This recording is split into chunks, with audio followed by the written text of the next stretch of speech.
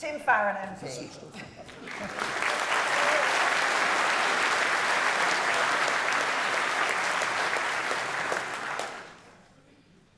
So what makes a great speech? A great speech moves people from one place to another. And the morning of the 8th of May, I heard a great speech. And it came from the lips of Nick Clegg. Yeah.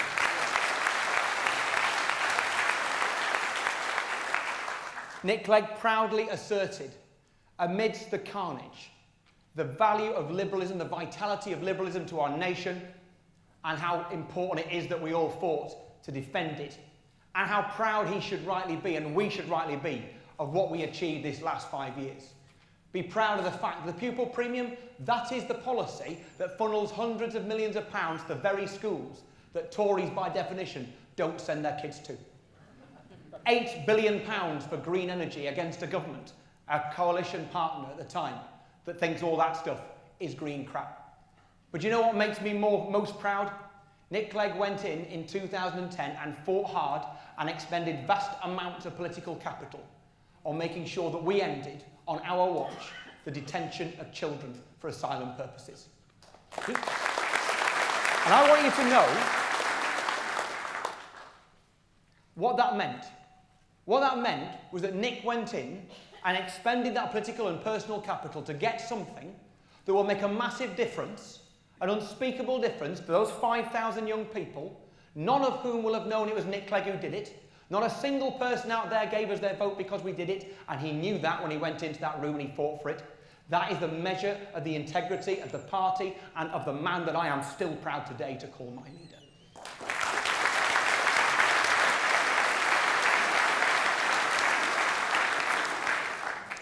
And I said great speeches move people. That speech moved people. 18,000 people and counting, who chose in response to that clarion call to join the Liberal Democrats. Now, maybe Norman's already done the audience participation. Let's do it again. Let's do it again. Hands up if you're a new member.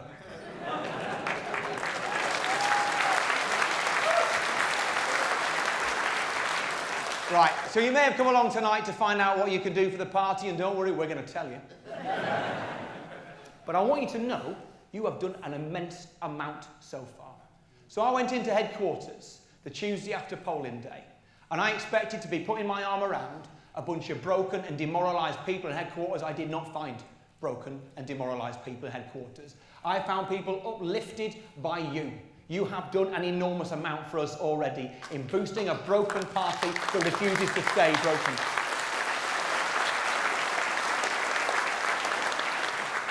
So be proud. But on the 7th of May, this party was sent by the electorate into the wilderness. And the only thing that matters in this leadership contest is how do we get out of the wilderness. You have got, I understand, 65 questions for us later. I have one question for you. Do you want to win? Do you want to win? Because if you want to win, I am your man. I am standing in this election because I am not having the party of Grimond, Penhaligon and Charles Kennedy die on my watch.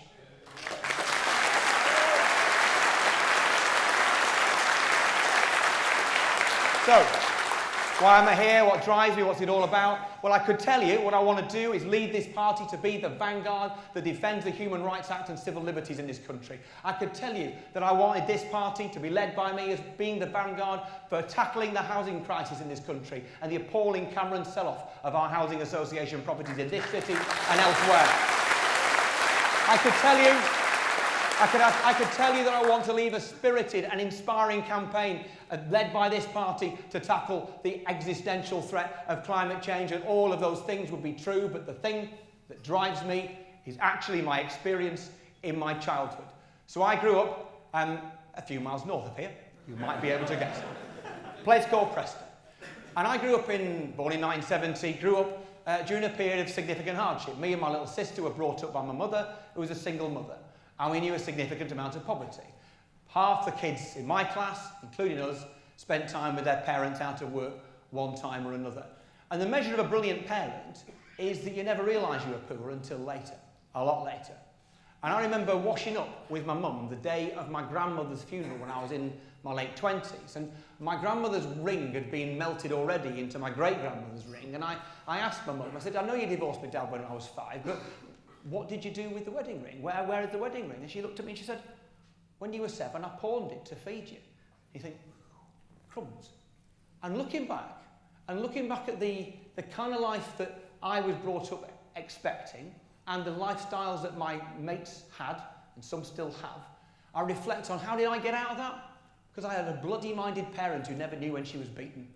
That sums up the Liberal Democrats, by the way. And she wasn't a member then, but she became one later.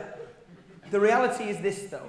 I had a really happy childhood. You know, don't get the violins out. I had a really happy childhood. But the thing is this, inequality is wrong. And inequality is immoral. And the fact that in this country, if you're a woman, you will get paid less than if you're a man. If you're not white, you will get paid less than if you were white. If you're LGBT+, you'll have fewer opportunities than if you were not. If you were from some regions of the United Kingdom or nations of the United Kingdom, you will have fewer opportunities than if you lived in others. And that is immoral. Inequality is immoral, but it's not just immoral, it is stupid. It is stupid. Because inequality is a waste of talent and a waste of opportunity. If you ran a company and you only made use of 20% of your people and 20% of your space, you would be an idiot and you would fail. And that is Britain. And I'm not having that. That is why I am a liberal. That is why I am a Liberal Democrat. So, what I want for my country, well, it's what I want for my party. The same vision for both. And it's ambition. Ambition for both. You see, my political hero is William Beveridge. William Beveridge spent one single year as a Member of Parliament in the mid-1940s, as a member of a party that makes this one look fruitful and massive by comparison. And he dared to look beyond what was possible and to dream and to think and to plan for what was necessary. This was a man who ignored the realities that told him that he couldn't do things. He did them anyway, and he built the blueprint for the fairer, better society, the civilised society that took place and formed after the Second World War. That's the kind of ambition I want for this party and for this country. If the threats that we face are massive, the solutions must be massive. And the threat of climate change is massive, so the solutions must be huge as well and inspiring and motivating. And the threat to our human rights is massive, so our solutions must be huge and bold and motivating. And the fact that there are 2 million people on a social housing waiting list, desperate for a home, 4.5 million of those in private rented accommodation, living in substandard accommodation. David Cameron talks about aspiration. My aspiration is a decent home for those people. That is what my aspiration is for. Big answers to big, big questions. And look, all of this is about rebuilding our country, re-energising our country, imposing a liberal framework around our views and building a liberal country that is true to the values that we hold dear. But actually, it's also about rescuing this party. Because we look back over the years that have gone by, and you know what? Many of you will know this is not the Liberal Democrats' first near-death experience. We've been through it before. And we've come back under Joe Grimmond, under David Steele, under Paddy Ashdown.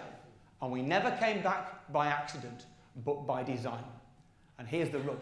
So yeah, you look at the Queen's speech, you look at the attack on civil liberties, you look at the attack on housing, on welfare benefits, and you realise never has there been more need for a liberal voice in British politics. So the survival and the thriving of this political movement is absolutely essential. And not inevitable. Not inevitable. We have to earn our way back to the top table, and it will take every one of us to fight and to make sure that that happens. And it is not good enough just to want the Liberal Democrats to survive. You have to have a plan to make it so. So look, you are looking at the only Liberal Democrat candidate in the general election on May the 7th who got more than half of the vote.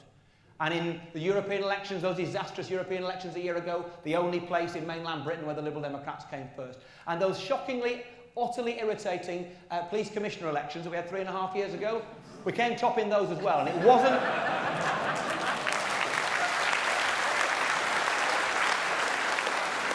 Don't let anybody tell you the Liberal Democrats aren't the party of law and order.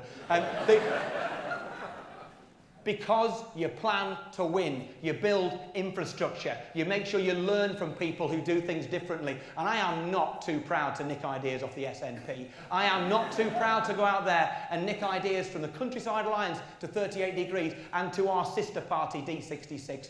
Sophie in 't Veld, the leader of D66, and by the way, those of you who don't know, the Dutch are so liberal, they've got 2 liberal parties, and the D66 got annihilated in 2007 for similar reasons as us. Do you know what happened? 7 years later, last year, they came top of the poll. There is a way back if we learn and if we build and have the infrastructure to deserve the right to return to the top table.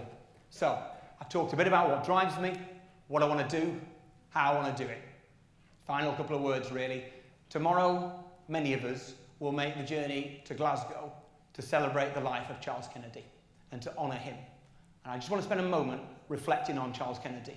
Because I talked about great speeches. He was a great man and a great politician. And here's why. 3 reasons. First, he was human. He spoke to people in a language that they understood. He was not spun. There are people in this room who I know have tried to put Charles Kennedy on message, and they must have been pulling their hair out all the way. Because Charles Kennedy was always on message, but it was his message. His message. I knew Charles really after he became leader. He became a good friend after he became leader. And he offered me much advice over the years, most of it completely unrepeatable. But one I'll tell you, when I first went on any questions, I asked him, what should I do? He said, Tim, be yourself. Be yourself. Charles Kennedy was himself, and he connected through the living rooms of every single house in his country. So he was human. Second, he was principled. It is easy to look back from 12 years hence and think opposition to the Iraq war was the easy, political, populist option. It was not. In 2003, he was bayed at, he was heckled, he was mocked, he was shouted down by Labour and Tories alike who called him Charlie Chamberlain, called him the traitor. And on the front page of the Murdoch press, there was Charles's face superimposed on a rattlesnake, the slippery traitor, Charles Kennedy. And he stood firm, he was principled, and we were proud of him, and we are still proud of him.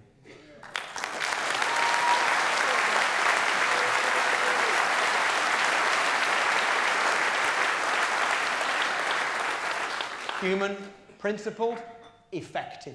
Effective. Charles Kennedy led us to our largest number of seats since Lloyd George's day, and I want to suggest to you in closing that those 3 things are connected. Human, principled, and effective. We have just gone through an election where the bad guys won. I absolutely refute the hypothesis that only the bad guys can be ruthless and effective. I want the Liberal Democrats to win. We don't need one new leader. We need 62,000 leaders, and I'm looking at 1,200 of them now. Liberal Britain must return. The British people deserve us to win. I need you to make it so. Don't let us down. Thank you.